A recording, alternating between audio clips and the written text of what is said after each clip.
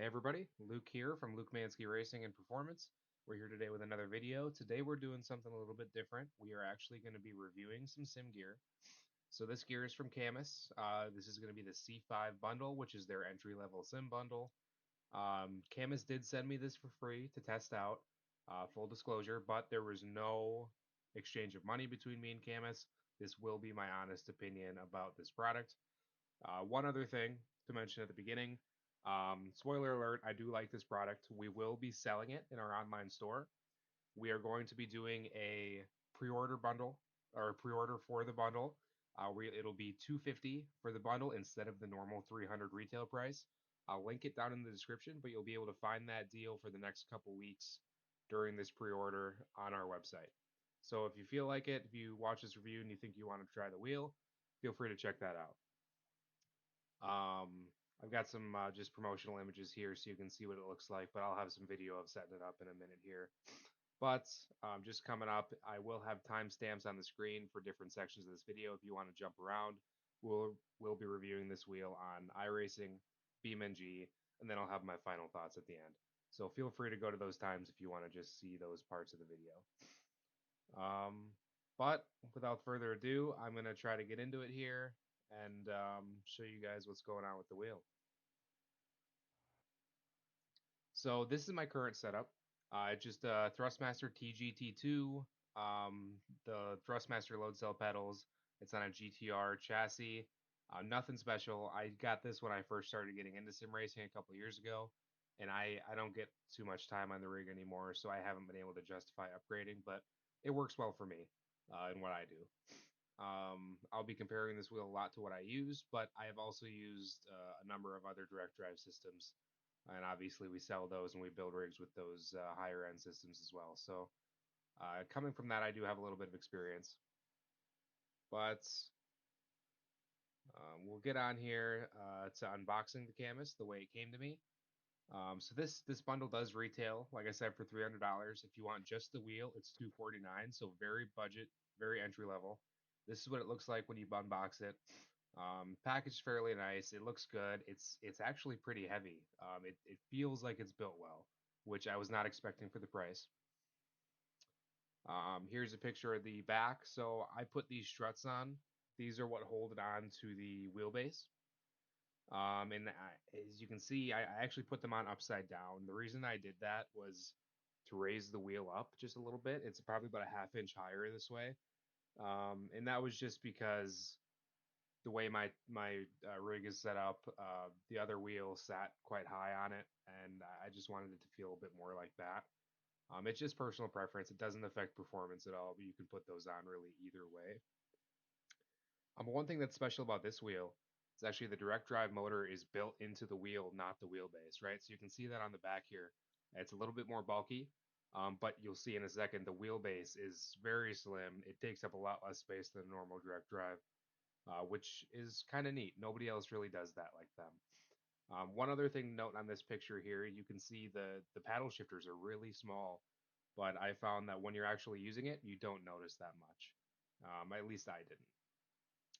So moving on here, this is the actual wheelbase. It comes in two parts. The one angled bracket bolts to the wheel or to your wheel deck on your chassis. And then there's that other part that goes on there that holds those struts for the wheel. So that you can tip up and down. There's three positions. You can angle it however you want. I have mine set on the flattest, which I think for most sim racers is what you'd want. You can angle it up a bit though if you're doing more of farming or trucking sim. That could give you a better feel there. One more picture here, just a little bit closer of the bolt pattern. So there's a number of different holes you can, I suppose, line up with whatever holes are in your wheel deck. Mine only lined up with these back two. I think that's more of a GTR chassis problem than a Camus problem. I've had some other compatibility issues with this chassis, and even actually the pedals, I don't picture it, but those only lined up with two bolts as well. So I think that's a GTR issue, not a Camus issue. But either way, just these two bolts held it just fine. I didn't notice any wobbling or anything like that. So here's a picture of my setup with the Camus on. I don't want to hear anything about wire management. I know, I get it. The pedals, they're pretty bare bones. Potentiometer pedals, like I spoke about before. Here's a little bit of a boot up of the Cammus. Nothing out of the ordinary there. One thing to note about it is those three numbers. You'd expect it to be like a speedometer or something. I never got it to work. I never really looked into it because I don't look at my wheel while I'm driving, but I'm not sure how to get that to work. All right, so here's the app it comes with. Not too bad. There's a lot of settings to adjust. A lot of different parameters you can change on both the pedals and the wheels. There's a lot of buttons. You can program them all here. That's one nice thing about this wheel is it has a lot of buttons. On the contrary, you can't change out that steering wheel, which is a big issue for this wheel, one of my big negatives, but I'll talk about more of that in the final thoughts section. One thing to note is that this wheel does take a bit to set up.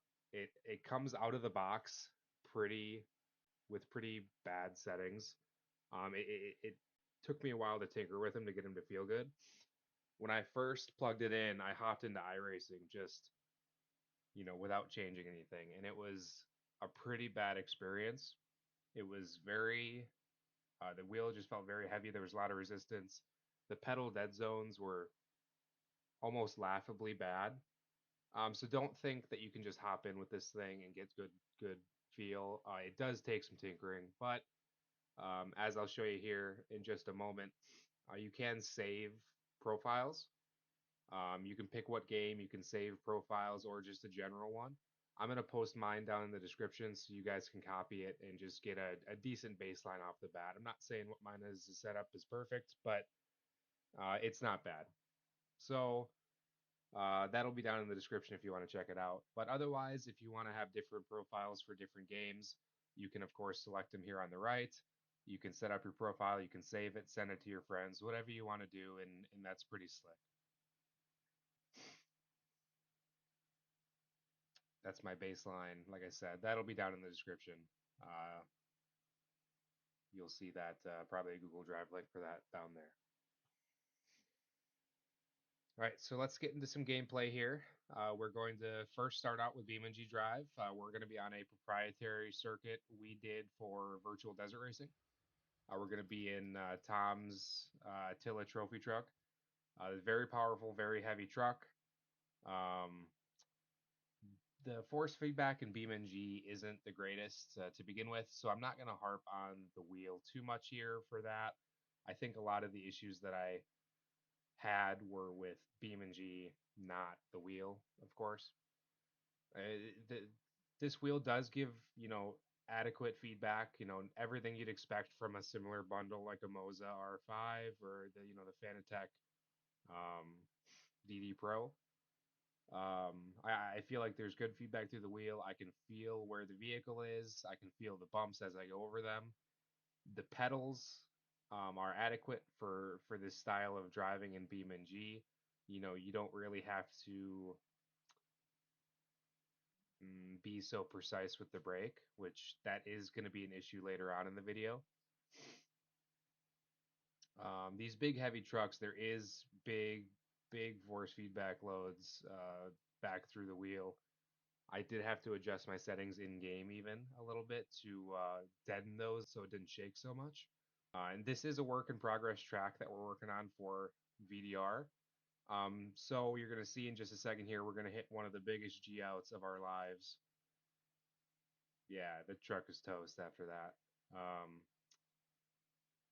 But I got a pretty good feel for it. I did a lot of driving before I shot this clip to see, and it does feel pretty good.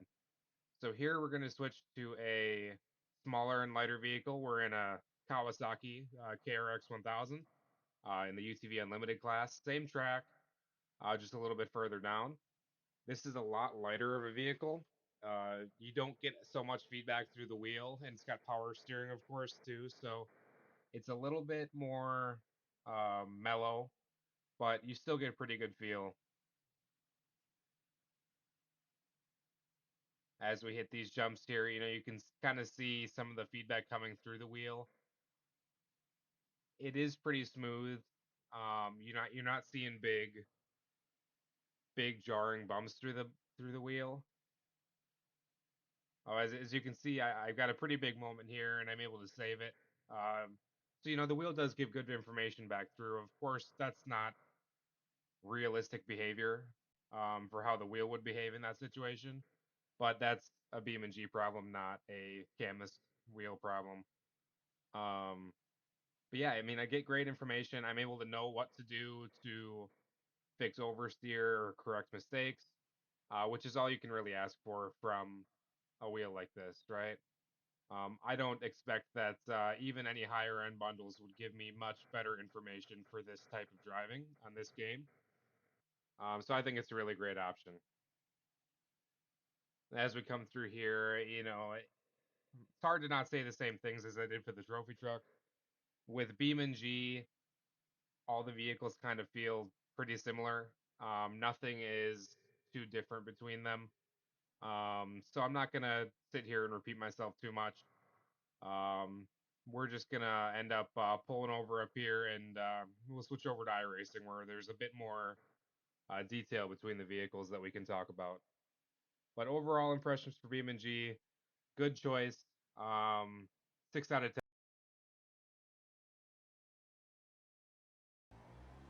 Okay, so we're here at Watkins Glen Cup with the TCR, the Hyundai Veloster. This is a really fun car. I really enjoyed driving this one of my favorites. And this is going to be my first impression of this wheel with this car. I do have a total of about 10 hours in on this wheel and pedal setup, but I have not driven the TCR at all. So this first lap, I'm just kind of getting used to how everything feels with it. But I'd say good feel. iRacing force feedback is considerably better than BeamNG's.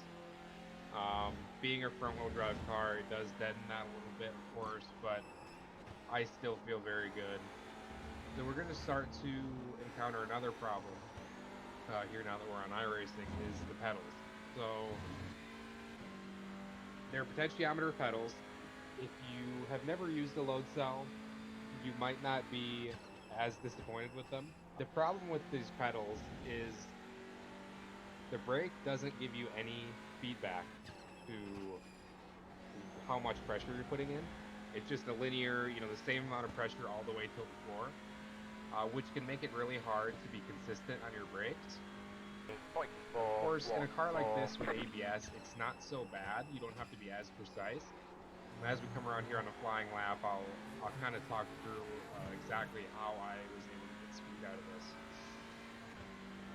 You kind of just have to use muscle memory and put your foot down a certain amount and just hope that you're right and just be ready to make those adjustments.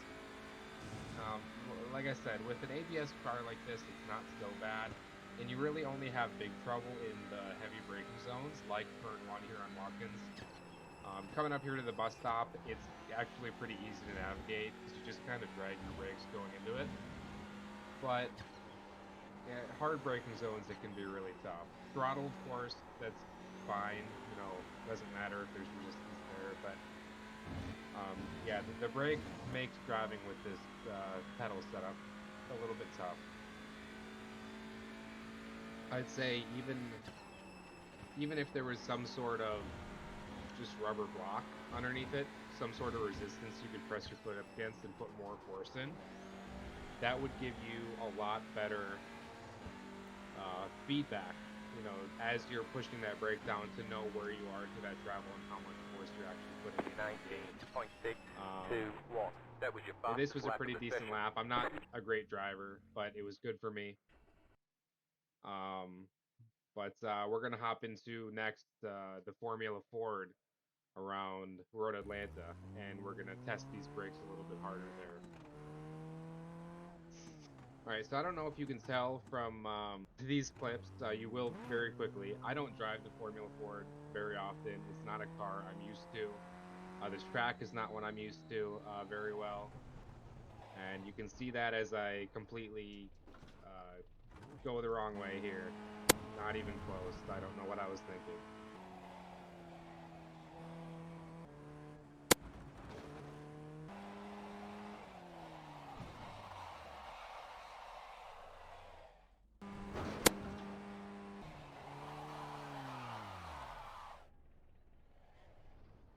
So this car is a bit harder on the brakes. There is, of course, no EBS. It is lighter. Turn one here isn't too bad. 6.89, You're able to 2. just kind of, drag, not put full pressure in, and you're not really risking a lockup here. But as we come around, there will be a corner here toward the end of the lap that is a really hard braking zone. The wheel feels good. I keep saying it, but it really feels good. And for the price, it's hard to not compare it to other entry level systems, but it's far cheaper and it's just as good in my opinion. The big downside is that you can't change that wheel, but force feedback is good through this thing. I really enjoyed using it, and I'll probably keep using it for a while longer to put some more testing on it. But coming into this hard braking zone, it is. I hit it okay that time. It's so hard not to lock up, and I actually find myself being extremely overcautious with it. To the point where I'm slowing down way too early just to avoid locking up. And that's definitely where I'm losing a lot of time on most of these laps. And come around, we were able to put one in. It wasn't too bad. Now I'm jumping into a AI race in the LMP2 around Daytona. This is a car and track that I'm not extremely comfortable with. I'm comfortable with Daytona, but I'm not comfortable with this car. And this car is very hard on the brakes. I really wanted to push myself. Um, so as we watch this, I'm not going to talk about the race too much, but I'm just going to give my final thoughts on the wheel, and you can see the race in the background here. I really do think, hardware doesn't limit skill. I'm adamant about that. You can be Ty Majeski on a G29 and be one of the best Getting ready, sim going green. racers on the oval side of iRacing and make a actual career out of racing. But it's Pace car is in. it definitely makes it harder on yourself, right? Um, this wheel, Green I'd flag, green say, flag. is more than adequate to take you really as far as you want to go. The force feedback is good. The it seems Right built side. well. But the pedals are the big Clear on point the of right. contention for me on this bundle. Left side.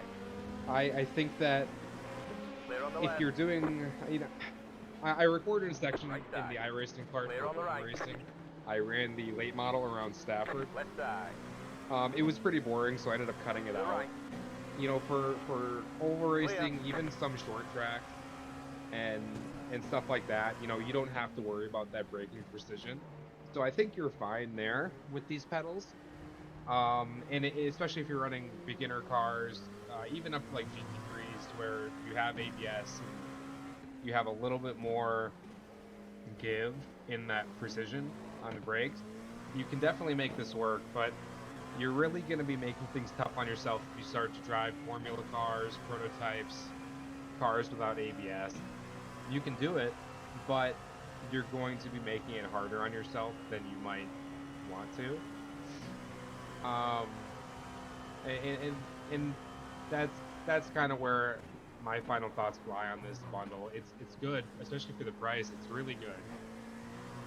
And the fact that you can get the wheel just by itself is actually a really great thing too.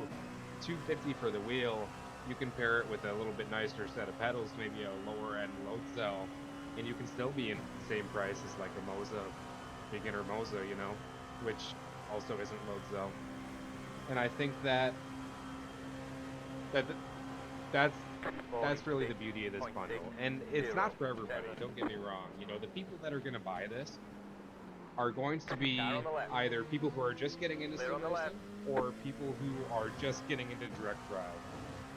It's if you already have, even if you already have a Moza R5 or if you have a Fanatec DD Pro, you're not going to buy this thing. It's not going to be a meaningful upgrade for you.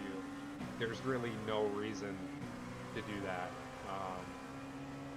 But for somebody who's just getting into it, it's a great cheap option. It's far cheaper than anything else on the Right market side. for the same value. This is Clear. Right this is side. G29 price. Even less sometimes. Clear on the right. Um, And that's what I think the best thing about this bundle is. Overall, it performs well. Got damage on the right side. Car on It the right. feels good. It seems like it's going to Hold your hold up line. well, but time will tell on that. Still Um, left. I do think that it's a great option for somebody just starting out. Stay on the left. And like I said before, um, you can see in this Keep to right left. there especially, you can see that being Clear. consistent on the brakes in some of these cars is really difficult. You just don't know where you are. But aside from the brakes or the pedals in general and the not being able to change the wheel out to different wheels, those are the only two big points of contention I have with this wheel. And they kind of get excused for being so cheap, you know. And overall, I'd say for the price, this thing is a 7 out of 10. I really think it is worth your time and worth your money if you're a beginner. Um, and I was surprised about that, genuinely. For the price, I thought this thing was going to be way worse. But I know I kind of got into a ramble here at the end, so I apologize about that. I didn't Right have a side. script for this video. I was just Clear. talking about all the things I liked and didn't like about it. But just to reiterate one more time, these will be uh, on pre-order sale on our site. We will be selling these. Um, Car on the right. and normal retail on the bundle is 300.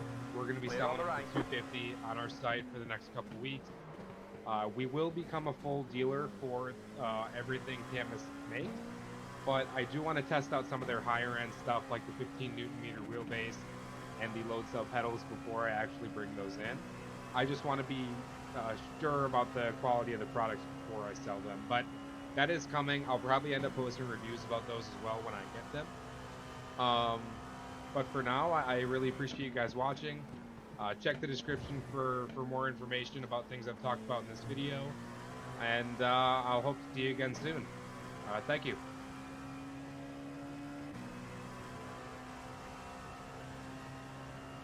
10 minutes to go.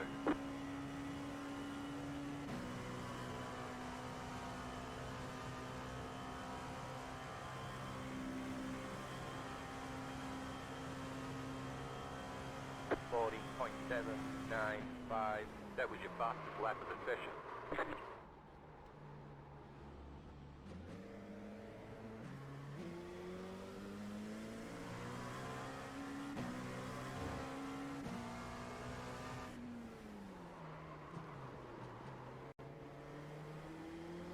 Car on the right. Clear on the right.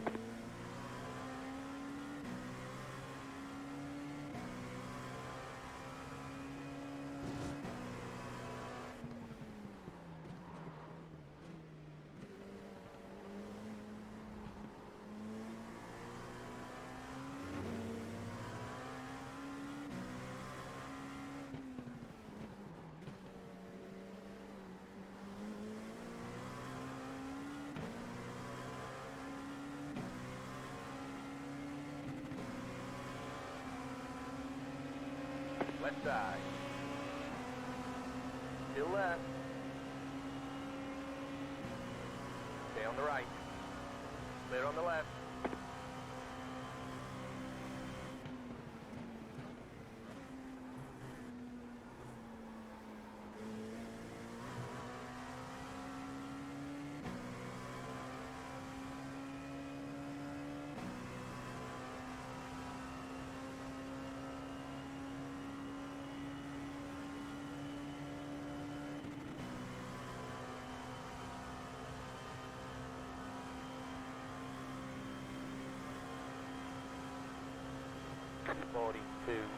.485.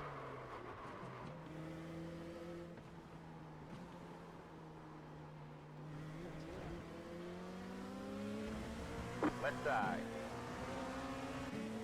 Still left. Clear on the left. Right side. Still left. Clear.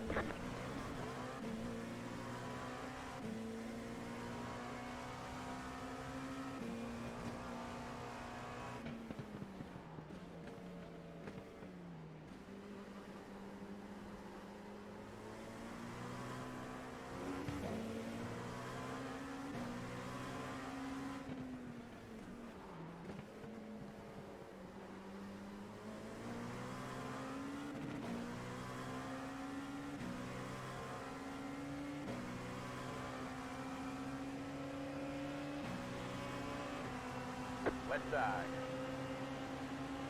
Hold your line. Hold your line. Clear on the left.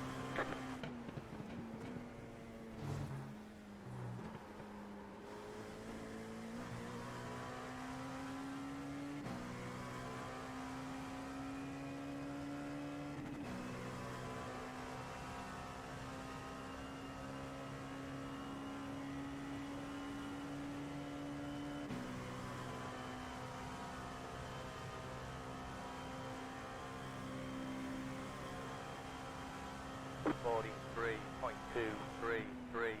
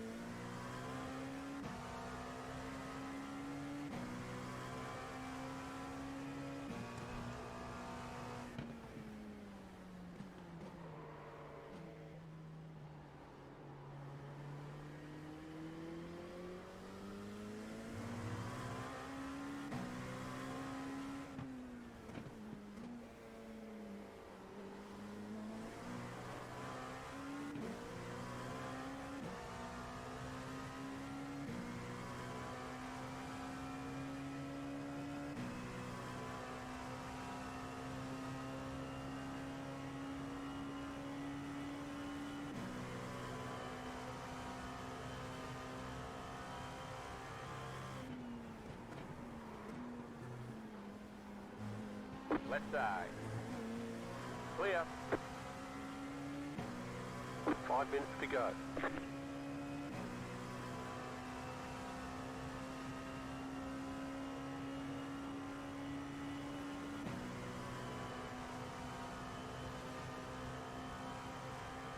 The leader just did a 42.782. 40.773. That was your fastest lap of the session. Car on the left.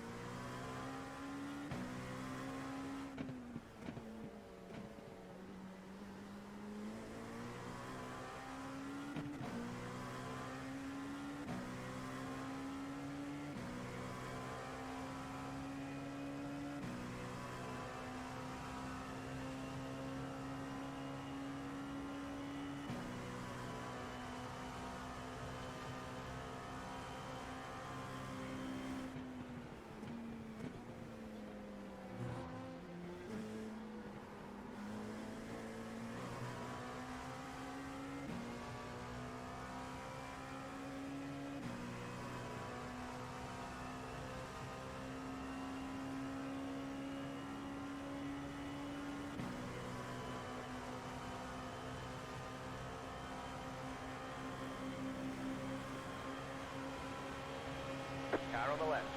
41.502. Clear on the left.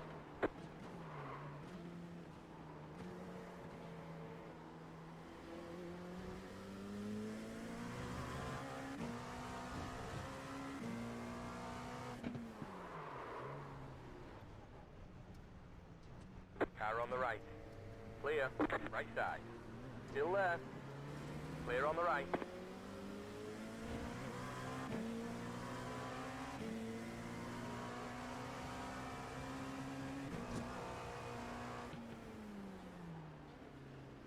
Car on the right. Clear.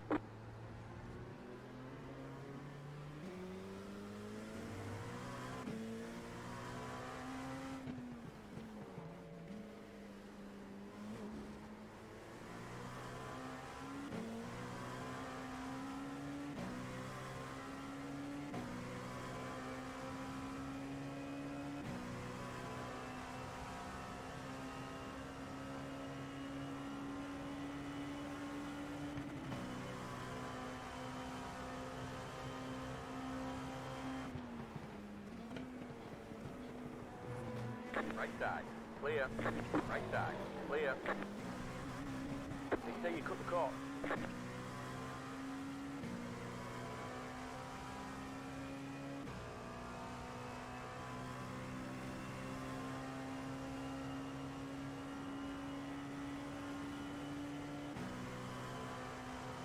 The car in P3 just hit the fastest lap, 39.745. You're losing on the car in front. The gap is 1.